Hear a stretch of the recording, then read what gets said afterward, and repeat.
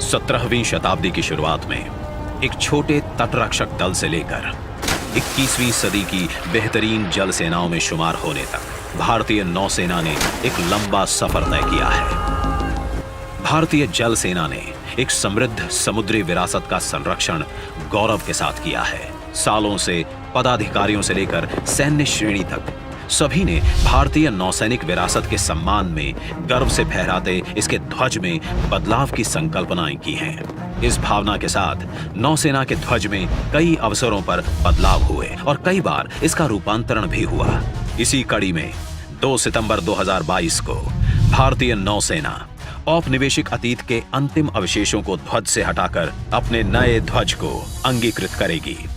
नई पताका के ऊपरी बाएं चतुर्थांश में राष्ट्रीय ध्वज है।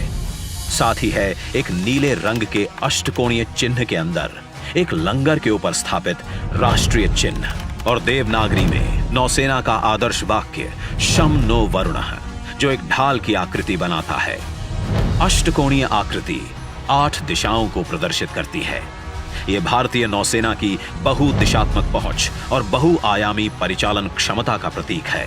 2 सुनहरी रेखाओं से बनी यह अष्टकोणीय आकृति महान भारतीय सम्राट छत्रपति शिवाजी महाराज की मुहर से प्रेरित है। उनके दूरदर्शी समुद्री दृष्टिकोण ने एक विश्वसनीय नौसैनिक बेड़े को आकार दिया था। इस बेड़े में 60 युद्धपोत और लगभग 5000 नौसैनिक शामिल थे।